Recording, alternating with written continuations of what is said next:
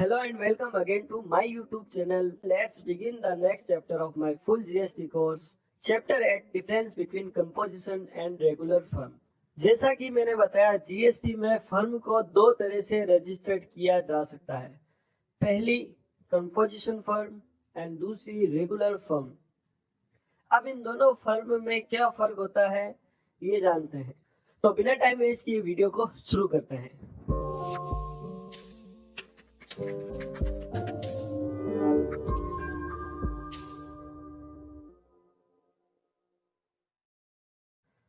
सबसे पहले बात करते हैं टर्नओवर लिमिट की। अगर किसी फर्म की एक साल की सेल यानी एक साल का टर्नओवर 1.5 करोड़ से कम है तो फर्म को कंपोजिशन में रजिस्टर्ड करवाया जा सकता है, और अगर किसी फर्म की एक साल की सेल 1.5 करोड़ से ज्यादा है तो फर्म को रेगुलर में रजिस्टर्ड करवाना अनिवार्य है। दूसरा पॉइंट ऑप्शनल रजिस्ट्रेशन। अगर फर्म की एक साल की सेल 1.5 करोड़ से कम है तो प्रोपराइटर चाहे तो भी रेगुलर में फर्म को रजिस्ट्रेशन करवा सकता है। रेगुलर फर्म के लिए कोई ऑप्शनल रजिस्ट्रेशन नहीं है। मान लो किसी ने ये सोच के कंपोजिशन में फर्म रजिस्टर्ड करवाई थी कि उसकी एक साल की सेल 1.5 करोड़ से कम ही होगी और 1.5 करोड़ से ऊपर चली गई तो कंपोजिशन फर्म को रेगुलर करवाना अनिवार्य है। लेते हैं अगला point, GST return.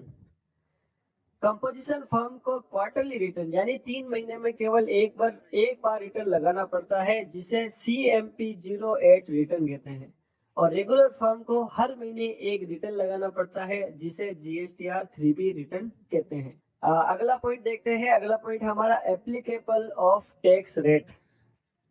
Composition firm में परचेज पर लगने वाली जीएसटी की इनपुट नहीं ली जा सकती और ना ही सेल पर जीएसटी लगाया जा सकता है।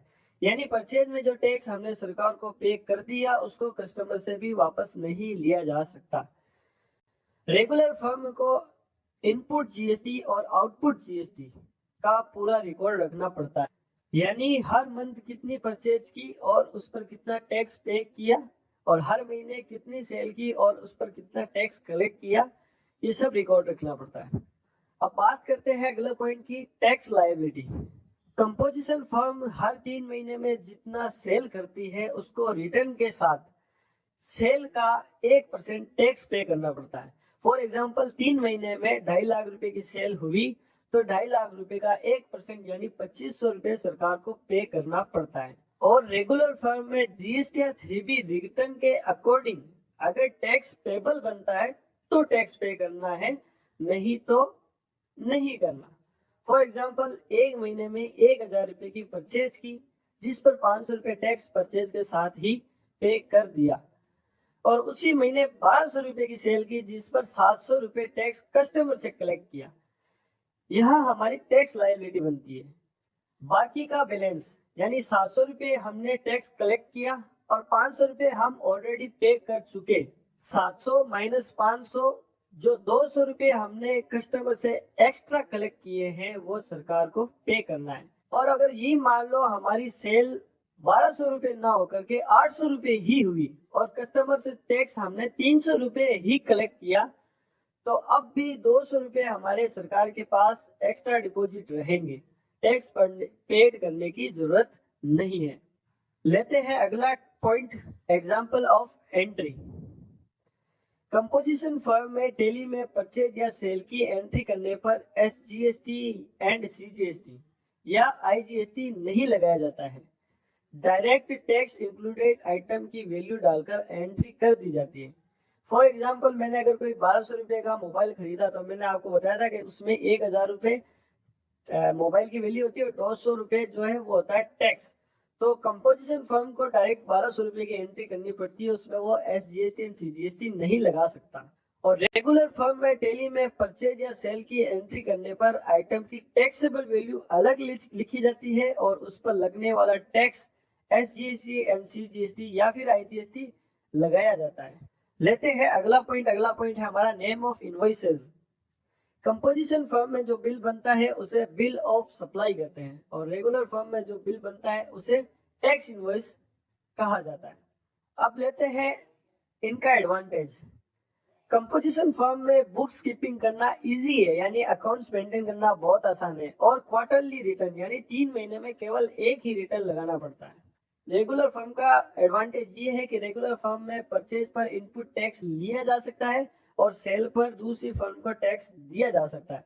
यानी अगर कोई रेगुलर कस्टमर जिसकी एक रेगुलर फर्म है वो हमसे एक इनपुट का बिल मांग ले या इनवॉइस मांग ले जिसमें टैक्स लगा हुआ, तो वो बिल हम कस्टमर को दे सकते हैं।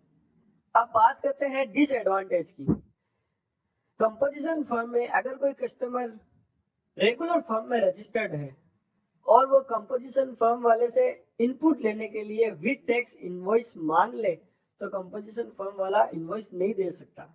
उसमें जैसा कि मैंने बताया कि कंपोजिशन फर्म वाला एसजीएसटी एंड सीजीएसटी नहीं लगा सकता, उसको डायरेक्ट आइटम की वैल्यू लिखनी पड़ती। और रेगुलर फर्म का डिसएडवांटेज ये है कि हर महीने रिटर्न लगाना पड़ता है, उसमें भी टैक्स मिसमैच का पूरा ध्यान रखना पड़ता है और बुक्स कीपिंग में भी थोड़ी सावधानी बरतनी पड़ती है, यानी अकाउंट्स को भी अकाउंट का काम भी आपको थोड़ा संभल कर करना पड़ता है। तो ये कंपोजिशन और रेगुलर फर्म में डिफरेंट है। ज्यादातर लोग फर्म को रेगुलर में ही रजिस्टर्ड करवाते हैं। उम्मीद करता हूँ कि आपको अच्छे से समझ में आ गया होगा। हम आगे के चैप्टर में जो भी सीखेंगे फिलहाल रेगुलर फर्म के अकॉर्डिंग ही सीखेंगे। कंपोजिशन फर्म की अकाउंटिंग बहुत ही आसान है। रेगुलर फर्म की अकाउंटिंग सीखने के बाद कंपोजिशन फर्म की भी अकाउंटिंग सिखाऊंगा। फिलहाल हम रेगुलर फर्म की अकाउंटिंग सीखेंगे। जल्दी मिलेंगे नए चैप्टर के साथ, तब तक के लिए टेक केयर।